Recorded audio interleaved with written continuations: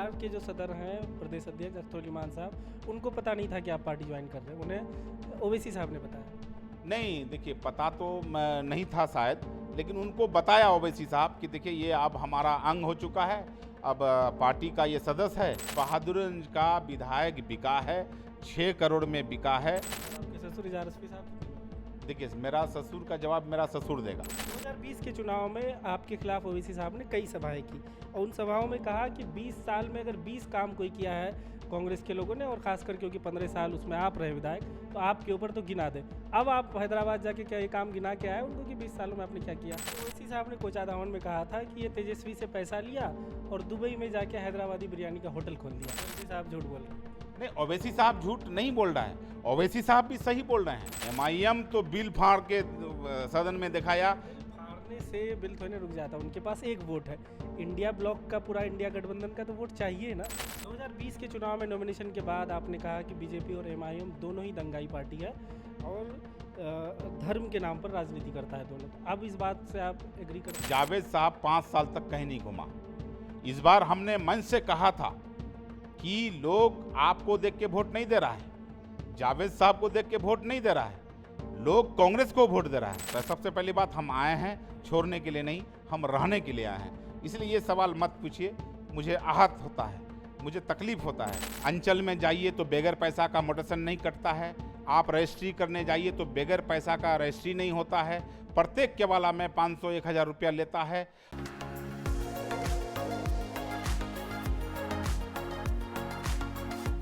हमारे साथ अभी तौसीफ आलम साहब हैं, बहादुरगंज के पूर्व विधायक, किशनगंज जिले का विधानसभा क्षेत्र है बहादुरगंज, जहां से 2005 से 2020 के बीच विधायक रहे और 2020 में उन्हें AIMIM के अंजार नईमी साहब ने उन्हें हराया और उसके बाद 20 साल कांग्रेस में रहने के बाद अब ये AIMIM में शामिल हो गए हैं।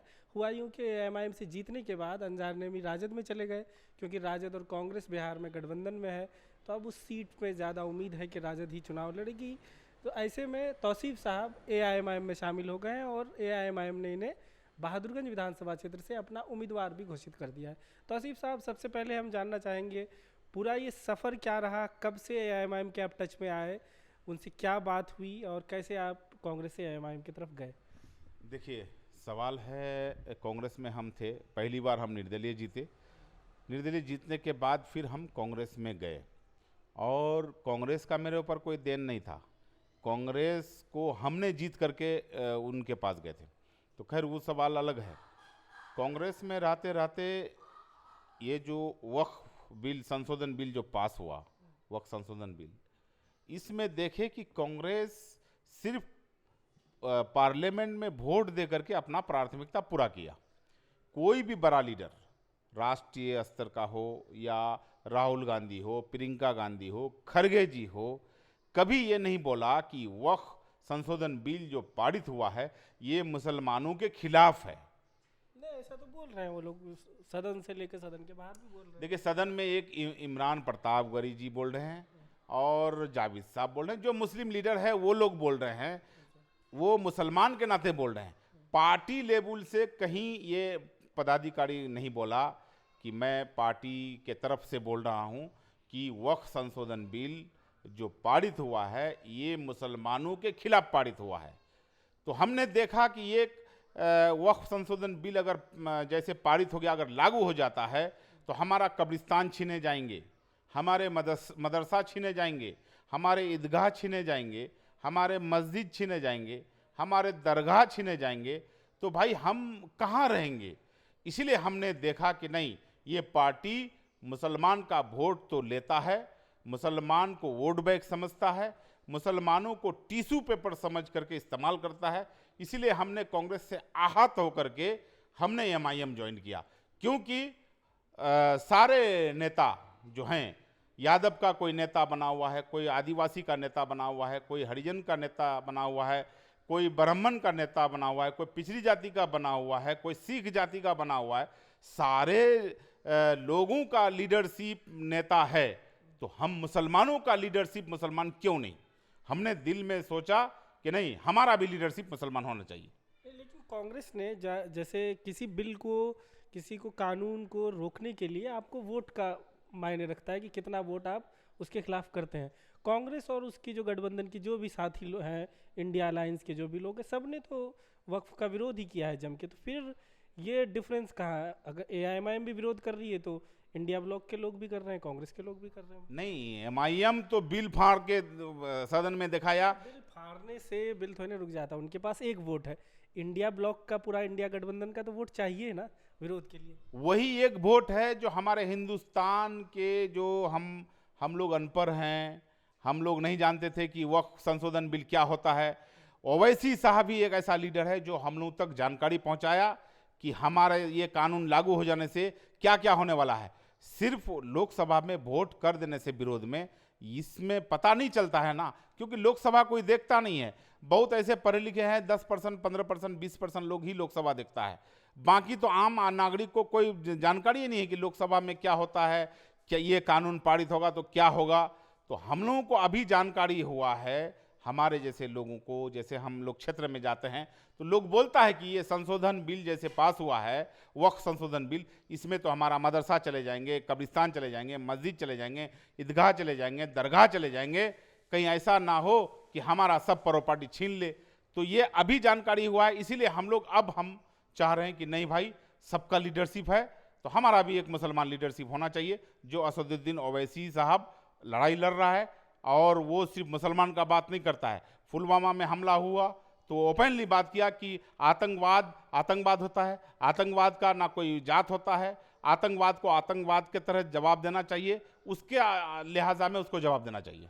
चलिए ठीक है, इस मुद्दे पे आपने ये किया। तो कब पहली बार एआईएमआईएम से कब आपकी बात हुई, कब आप हैदराबाद गए, ज्वाइनिंग की बात कब हुई, और ज्वाइन होते हुए टिकट की बात कैसे, कहाँ तक? नहीं, हम तो एकदम हम खुद पहल किए हैं। अच्छा, ओवैसी साहब से हम खुद पहल किए हैं, हमने बात किया और हमने चाहा कि नहीं भाई, अब हमारा लीडरशिप होना चाहिए, नहीं तो हमारा यहाँ जीने का कोई अधिकार भी छीन लेगा। कल चल के जैसे हमारे ऊपर 3 तलाक का मामला थोपा गया, धारा 370 खत्म कर दिया गया। कब गए आप ओवैसी साहब से मिलने? एआईएमआईएम के लोगों से पहली बार कब मिले? पहली बार हम पटना में मिले थे, और यही वक्फ संशोधन बिल के खिलाफ जब वोट हो गया, ये क्या कहते हैं कि पक्ष में जो बीजेपी पारित कर दिया, तब हम सोचे कि नहीं, अब लीडरशिप हमारा चाहिए। तो हमने ओवैसी साहब को अपना ये आदर्श माना, और उसका जो लड़ने का तरीका है हमको अच्छा लगता है। तो पटना में आप अभी क्या मार्च में मिले, अप्रैल में मिले, कब मिले? नहीं, पटना नहीं है, ये क्या कहते हैं, दिल्ली में मिले थे हम। हाँ, दिल्ली थे। तो दिल्ली में मिलने के बाद उन्होंने क्या कहा, आ जाइए? हाँ, वो कहा कि वेलकम है और आप आइए, आप अपना किशनगंज संभालिए, बहादुरगंज संभालिए, पार्टी को मजबूत कीजिए, और जो लोग हैं पार्टी का पदाधिकारी, उन लोगों से मिलकर काम कीजिए। ज्वाइनिंग के दिन क्या हुआ? ज्वाइनिंग के लिए दिन क्या आप अकेले पहले पहुंच गए थे, बाद में बिहार की टीम गई, या आप लोग साथ ही गए थे? नहीं, हम लोग अलग अलग गए थे, लेकिन क्या कहते हैं, अख्तर साहब के मौजूदगी में, सदर साहब के मौजूदगी में तीनों, सदर साहब बोल दिए अख्तर साहब को कि ये पार्टी ज्वाइनिंग कर रहा है, आज के बाद ये एमआईएम का सदस्य है, अब इनको लेके चलिए। तो बिहार के जो सदर हैं, प्रदेश अध्यक्ष अख्तर उल इमान साहब, उनको पता नहीं था कि आप पार्टी ज्वाइन कर रहे हैं? उन्हें ओवैसी साहब ने बताया?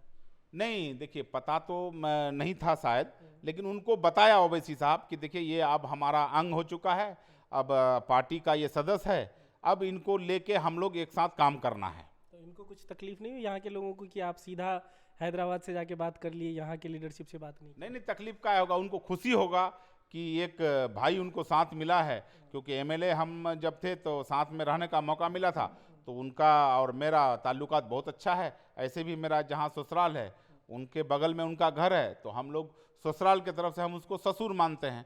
बहुत अच्छा रिलेशन है, बहुत अच्छा पॉलिटिकल भी बहुत अच्छा संबंध था, कहीं हम लोग का कोई दिक्कत, कभी भेदभाव नहीं रहा, हमेशा हम इज्जत करते हैं, उनका ससुर है मेरा।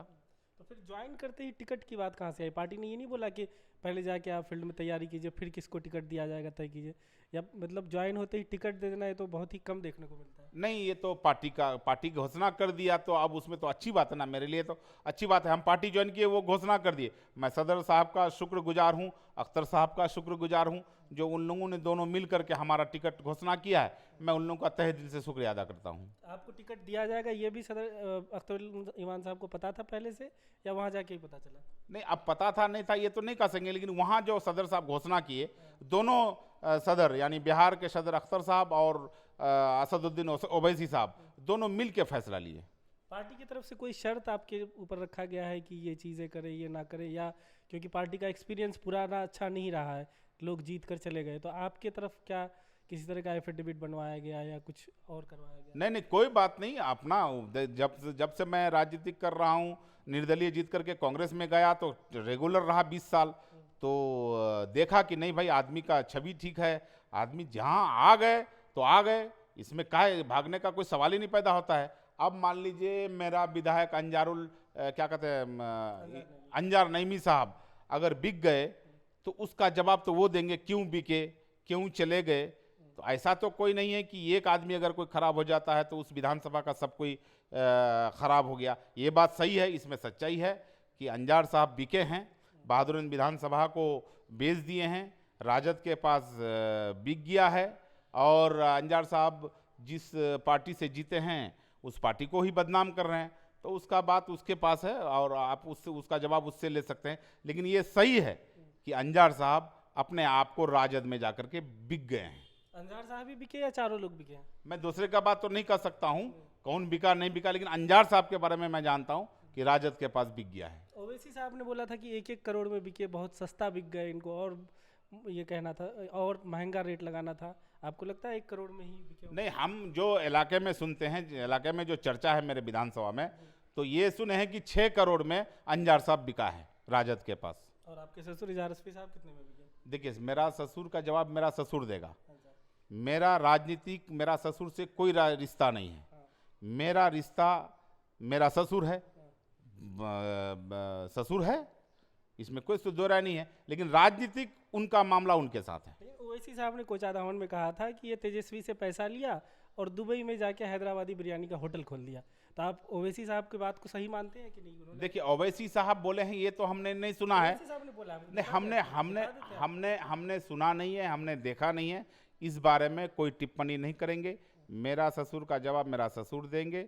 और रहा सवाल, ओवैसी साहब ने बोला है, मैं आपको दिखा दूं, वीडियो दिखा दूं तब मानेंगे? ठीक है, हो सकता है ओवैसी साहब बोले होंगे। अब इसमें क्या सच्चाई है नहीं है तो ये तो वही लोग बता पाएंगे ना, हम तो कोचाधामन के बारे में नहीं बता पाएंगे। लेकिन बहादुरगंज के बारे में कन्फर्म है कि मेरा विधानसभा को 6 करोड़ में राजद के पास बेचने का काम किया है।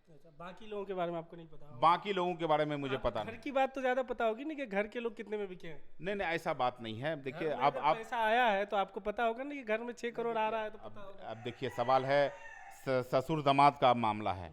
अब साल में कभी हम एक आध बार कोई प्रोग्राम होता है तो जाते हैं, कभी जाते हैं, मेहमानी करके आ जाते हैं। राजनीतिक कोई गपशप नहीं होता है। अभी बिरयानी का दुकान किशनगंज में भी खुला, उसमें भी तो आप गए ही थे। हाँ, बिरयानी की दुकान से रिलेटेड बात ओवैसी साहब ने कहा है, इसलिए मैं ला रहा हूँ कि दुबई में जाके बिरयानी का दुकान खोल। नहीं, वो बड़े साला मेरा जो इफ्तिखार रश्फी साहब हैं, वो अच्छे जॉब में हैं, दुबई में अच्छे कमा रहे हैं, 40 लाख रुपया लगभग महीना कमा रहे हैं। वो तो अच्छे कमाते हैं और उन्हीं का वो खोला हुआ है, कहीं घर से कोई पैसा वैसा नहीं लिया है, और वो अच्छे कमाते हैं, अच्छे बिजनेसमैन हैं, और हमको लगता है कि वो अपने कमा के किए हैं। ओवैसी साहब झूठ बोल रहे हैं? नहीं, ओवैसी साहब झूठ नहीं बोल रहा है, ओवैसी साहब भी सही बोल रहे हैं। वो भी सही बोल रहे हैं, तेजस्वी के पैसे से खुला है। ओवैसी साहब भी सही बोलते होंगे, लेकिन मेरा जो मानना है कि बहादुरगंज का विधायक बिका है, 6 करोड़ में बिका है। बहादुरगंज विधानसभा के लोग बहुत उम्मीद से उनको वोट दिया था, और उनको इसलिए वोट दिया था कि मुसलमानों का जो नेता है ओवैसी साहब, उसका हाथ को मजबूत करना है। बहादुरगंज का जनता ओवैसी साहब को वोट दिया था, ना कि अंजार साहब को वोट दिया था। आप 2010 में देखेंगे अंजार साहब राजद से लड़े थे तो 5100 वोट लाया था। राजनीतिक हैसियत उसका 5100 का है। और अगर आप ओवैसी साहब का हाथ दामन जैसे छोड़ दिया है, उसका कोई हैसियत नहीं है। राजनीतिक हैसियत 5100 है राजद का टिकट से। वैसे देखें तो पिछले चुनाव में आप भी तीसरे पे थे कांग्रेस के टिकट पे, तो वैसे अगर पुराने चुनाव पे जाए तो पुराने चुनाव पे नया चुनाव का हिसाब किताब थोड़ी होता है। नहीं, ऐसा नहीं है। देखिए, हम हारे भी तो 32,000 वोट लाए। तो सवाल है कि देखिए, अंजार साहब का आप इतिहास देखिए ना, राजद का टिकट से 5100 वोट लाया था, और अभी जो वो राजद में चले गए तो लोगों का जहन में आ गया कि अपने आप को 6 करोड़ में राजद के पास बिक गया, जाके बहादुरगंज विधानसभा का जनता को बेच दिया है। लेकिन बहादुरगंज का जनता अब इस बार सबक सिखाएगा इंशाअल्लाह। अच्छा, ओवैसी साहब ने इस बार भी आपके सभा में ही, जो बहादुरगंज में सभा हुई, उसमें इन लोगों को गद्दार, जमीर फरोश कहा, चारों लोगों को। आप मानते हैं कि चारों लोग गद्दार और जमीर फरोश? देखिए, पार्टी से अगर गद्दारी किया है तो गद्दार तो सही कहता है, गद्दारी किया है पार्टी से। फिर वही आपके परिवार में बात आ रही है, वो भी गद्दार है मतलब? नहीं, देखिए, अगर कोई भी है, मेरा बाप भी है, तो अगर गद्दारी किया है तो उसको मानना पड़ेगा ना, पार्टी से गद्दारी किया है। 2020 के चुनाव में नॉमिनेशन के बाद आपने कहा कि बीजेपी और एमआईएम दोनों ही दंगाई पार्टी है और धर्म के नाम पर राजनीति करता है दोनों। तो अब इस बात से आप एग्री करते हैं? देखिए, हमने कहा था कि जो आरएसएस के इशारे पर काम करता है, जो बजरंग दल के इशारे पर काम करता है, जो और एक ठो ये है संगठन है, उसके इशारे पर काम करता है, तो वो दंगाई पार्टी है। हमने ओवैसी साहब का पार्टी का दंगाई नहीं कहते, हमने कहा था। वीडियो दिखा देंगे। आप नॉमिनेशन करके बाहर आते हैं, आपका बयान रहता है कि बीजेपी और एमआईएम दोनों दंगाई पार्टी है, दोनों धर्म के नाम पर राजनीति करती है। अब आप उससे मुकर जाएंगे तो लोग देख रहे हैं ना। लगता है बोले होंगे, लेकिन हमको नहीं लगता है कि हम बोले हैं। आपको वीडियो दिखा देते हैं? नहीं हो, हम तो मान रहे हैं कि हो सकता है कि बोले होंगे, लेकिन हमको याद नहीं है कि हम क्या बोले थे। लेकिन इतना हम जरूर मानते हैं कि बीजेपी हिंदू मुसलमान का राजनीति करता है, बीजेपी आरएसएस के इशारे पर काम करता है, बीजेपी बजरंग दल के इशारे पर काम करता है, बीजेपी और एक दल है उसके इशारे पर काम करता है, जो कि मुसलमान हिंदू करता है। और मुसलमान हिंदू अगर ना करे बीजेपी, तो बीजेपी सत्ता से हट जाएगा। 2020 के चुनाव में आपके खिलाफ ओवैसी साहब ने कई सभाएं की और उन सभाओं में कहा कि 20 साल में अगर 20 काम कोई किया है कांग्रेस के लोगों ने, और खासकर क्योंकि 15 साल उसमें आप रहे विधायक, तो आपके ऊपर तो गिना दे। अब आप हैदराबाद जाके क्या ये काम गिना के आए उनको कि 20 सालों में आपने क्या किया, 15 सालों में आपने क्या किया? देखिए, ये चुनावी सभा में क्या कौन बोलता है, वो भी हमारे खिलाफ बोले होंगे, हम भी उनके खिलाफ बोले हैं, ये मायने नहीं रखता। ये चुनावी बख्ता होगा ओवैसी साहब का, ये इस बयान पर कोई बिना तहकीक किए ओवैसी साहब बोल रहे हैं? हाँ, ये चुनावी सभा में बोला था, ये चुनावी ये था। आप मानते हैं ओवैसी साहब कुछ भी उटांग पुटांग बोल देते हैं? नहीं, वो उसका वो ना क्या, अमित शाह नहीं बोले थे, नरेंद्र मोदी नहीं बोले थे कि सबके खाते में 15 लाख रुपया जाएंगे, क्या सबके खाते में चला गया कह था? रहा हूं कि अमित शाह और नरेंद्र मोदी जैसे बोलते हैं वैसे आप मानते हैं ओवैसी साहब भी बोलते हैं? नहीं, ओवैसी साहब सच्चे इंसान हैं, ओवैसी साहब 5 वक्त नमाज पढ़ते हैं, ओवैसी साहब ईमानदार आदमी है, ओवैसी साहब मुसलमानों का हक का बात करता है, ओवैसी साहब पूरे हिंदुस्तान के नागरिक का बात करता है, इसलिए ओवैसी साहब झूठा हो ही नहीं सकता है। चुनावी सभा में 2-4 बात निकल जाते हैं, चाहे उनके हो या हमारे निकल गए होंगे। ये बताइए कि 2024 के लोकसभा चुनाव में कांग्रेस के मंच पे खड़गे साहब थे, वहाँ जो कांग्रेस के प्रेसिडेंट हैं, वहाँ पर आपने उस वक्त जो उम्मीदवार थे, सांसद थे, डॉक्टर जावेद साहब की शिकायत की। तो क्या उस वक्त से पूरी प्लानिंग थी कि कांग्रेस छोड़ना है, क्योंकि कांग्रेस की एक सभा को आपने उस तरीके से डिस्टर्ब किया, लोग ये मानते हैं, तो क्या उस वक्त से पूरी प्लानिंग थी या लोकसभा चुनाव में भी आपने कांग्रेस का विरोध किया अंदर से? देखिए, मेरा बयान का तो खड़गे जी भी हमको थैंक्स कहा था कि आपने सही बोलना है, क्योंकि जावेद साहब 5 साल तक कहीं नहीं घुमा। इस बार हमने मंच से कहा था कि लोग आपको देख के वोट नहीं दे रहा है, जावेद साहब को देख के वोट नहीं दे रहा है, लोग कांग्रेस को वोट दे रहा है।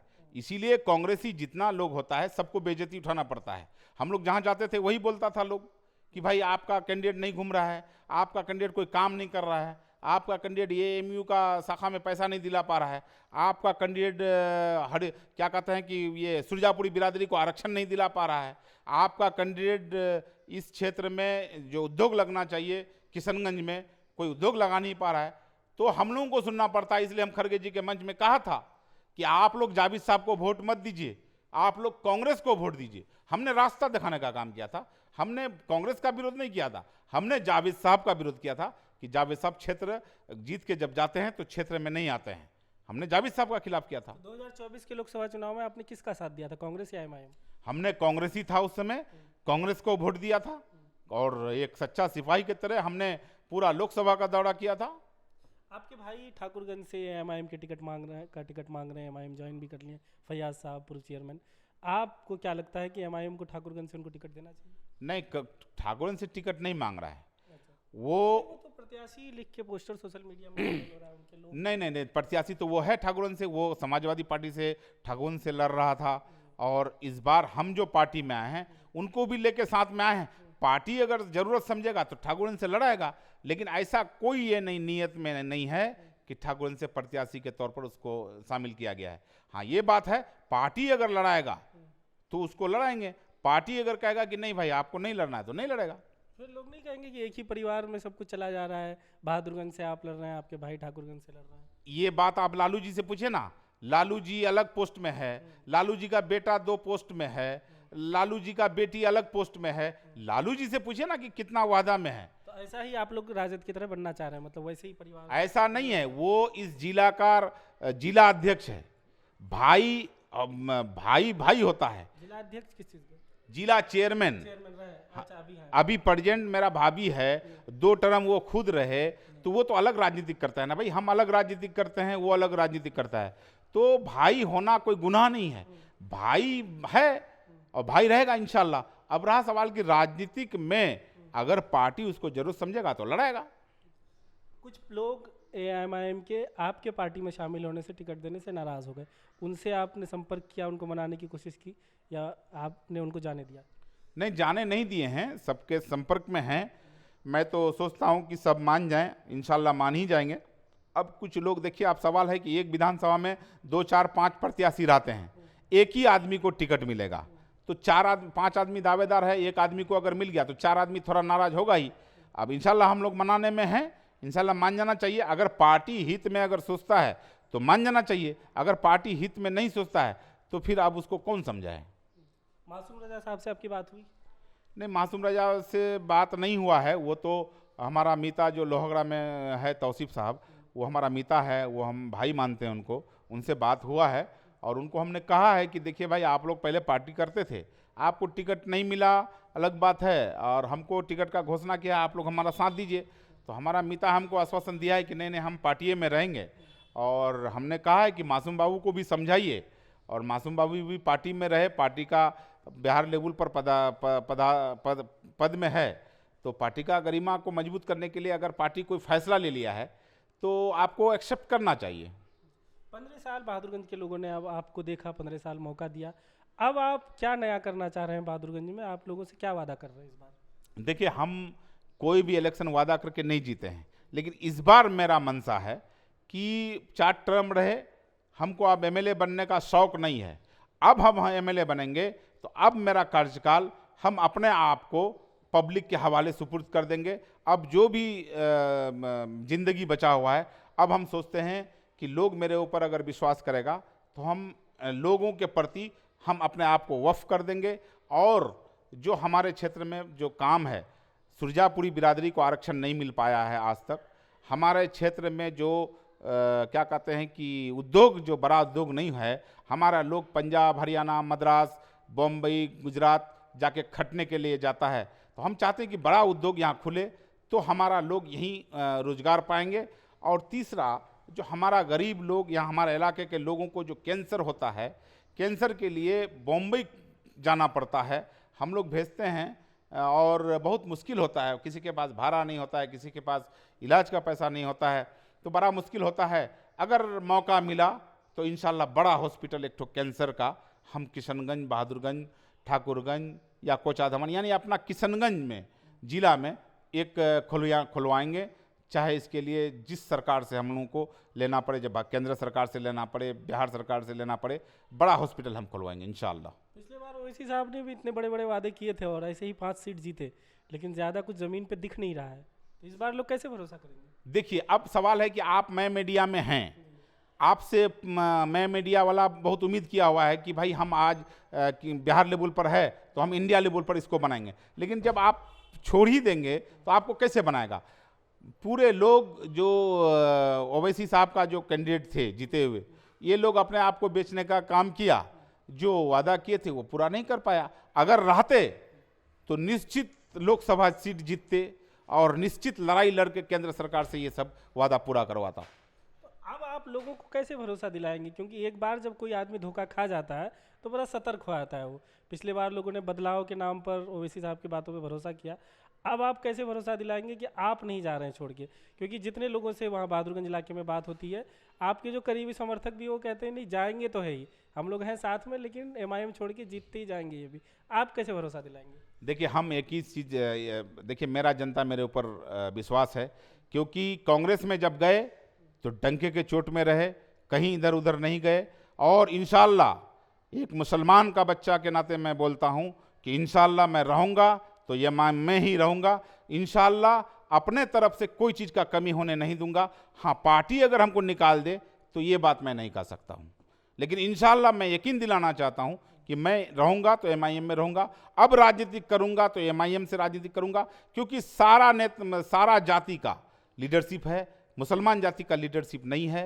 हम चाहते हैं कि लीडरशिप ओवैसी साहब का लीडरशिप में हम काम करें और हिंदुस्तान लेवल पर हम लोग अपना वर्चस्व बना के रखें और एक जमात खड़ा करना चाहते हैं। आपको ये डर क्यों है कि पार्टी निकाल सकती है? नहीं, एक बात कहे, अगर पार्टी निकाल देगा तो हम कैसे रहेंगे, लेकिन हम अपने तरफ से एकदम यकीन दिलाना चाहते हैं हम अपना जनता को, क्योंकि 4 बार का भरोसा हमारे ऊपर है मेरा जनता को। मेरा जनता ये जानता है कि तौसीफ आलम जो बोलता है वो करता है। मैं अपने जनता को यकीन दिलाना चाहता हूं कि मैं एमआईएम में आया हूं, आप लोग भी एमआईएम में आइए और इंशाल्लाह एमआईएम में बने रहेंगे। इंशाल्लाह एमआईएम में सदस्यता ले लिए हैं तो अब हम यही कहेंगे कि अगर मेरा लाश उठे तो एमआईएम के झंडा के तले उठे। फिर यही चीज़ें, फिर आपसे अगर पार्टी छोड़ देते हैं आप, फिर हम इंटरव्यू करेंगे, आप बोलेंगे कि मैंने ये चीज़ें नहीं कहा, क्योंकि पुराने बयान पे आप बिल्कुल यही जवाब देते हैं कि ये चीज़ें नहीं। छोड़ने का सवाल ही नहीं पैदा होता है। सबसे पहली बात, हम आए हैं छोड़ने के लिए नहीं, हम रहने के लिए आए हैं। इसलिए ये सवाल मत पूछिए, मुझे आहत होता है, मुझे तकलीफ होता है, क्योंकि हमने एकदम चाहते हैं कि हमारा जो हिस्सेदारी है भारत में 17% 20% जो मुसलमान है, हमारा लीडरशिप लोकसभा में होना चाहिए। आज एक सीट है ओवैसी साहब का, तो आज हमको कम से कम जानकारी तक तो मिलता है कि वक्फ संशोधन बिल क्या लागू होगा। पास होने पर हमारा के पास तो हो ही गया है, लागू होने पर क्या हमको परेशानी होगा, तो हमारा लीडरशिप रहेगा तभी ना हमको मालूम होगा। आज एक सीट है, किसी दिन इंशाल्लाह 10 सीट होगा, किसी दिन 20 सीट होगा, किसी दिन अगर हम 50 सीट पर पहुंच जाते हैं तो सरकार मेरे बगैर नहीं बनेगा। चलिए, जाते जाते आखिरी सवाल, बहादुरगंज में 4 सालों में, लगभग 4 साल 4.5 सालों में अंजार नईमी साहब के कार्यकाल को आप कैसे देखते हैं? उन्होंने क्या कुछ काम किया है या नहीं किया? कोई काम नहीं किया है। अंजार साहब, मेरा जो प्रस्ताविक था, जो मेरा नीति आयोग में भेजा हुआ था, वही सब काम किया है। या और रहा सवाल कि पुलिस राज है, वहाँ अंचल में जाइए तो बगैर पैसा का मोटेशन नहीं कटता है, आप रजिस्ट्री करने जाइए तो बगैर पैसा का रजिस्ट्री नहीं होता है, प्रत्येक केवाला में 500-1000 रुपया लेता है। और यहाँ तक कि हमारे कार्यकाल में एक भी पोस्टमार्टम नहीं होता था। आज का डेट में पोस्टमार्टम तो होता ही है, बल्कि कोई कोई ऐसा होता है कि लाश को कब्रिस्तान से उठाया जाता है। एक लाश कठलवाड़ी से निकाला गया, एक लाश आपको अल्तावाड़ी से निकाला गया, एक लाश आपको क्या कहते हैं वो चिकावाड़ी पंचायत अंतर्गत सुखानी में उठाया गया, एक लाश टेरागाछ में उठाया गया।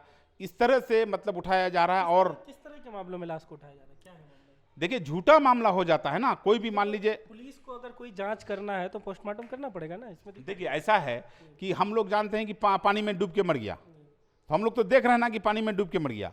अब हम लोग जानते हैं कि भाई सांप काट के मर गया, तो हम लोग तो जान रहे हैं कि सांप काट के मर गया। मुआवजा कैसे मिलेगा अगर मेडिकल रिपोर्ट तैयार? नहीं, अभी तो कहाँ कोई मुआवजा मिलता ही नहीं है। अब देखिए ना, कोई मान लीजिए मियाँ बीबी का झगड़ा होता है, अब बीबी फांसी लेके घर में कुंडी लगा करके भी मर जाता है अंदर में, तो उसमें भी केस हो जाता है, जबकि भाई वो अपने से फांसी ली। तो सवाल है कि पहले लोग ये इत्मीनान था कि भाई कोई भी केस का सवाल होने नहीं देगा, लेकिन अभी का युग में कुछ भी पुलिस केस कर देता है और अंजार साहब के पास जाता है तो भले उसका भले दरोगा नहीं सुनता है, उनका भले सीओ नहीं सुनता है, उनका भले बीडीओ नहीं सुनता है। तो भाई काहे के लिए वादा में हो, आप इस्तीफा दे दो। अगर पब्लिक का काम आप करने नहीं पाते हैं तो आप इस्तीफा दे दीजिए। ठीक है, तो बहुत बहुत धन्यवाद। ये थे हमारे साथ तौसीफ आलम साहब, बहादुरगंज के पूर्व विधायक। तमाम चीज़ों पर बात हुई। ये वीडियो आपको कैसा लगा कमेंट में ज़रूर बताएं।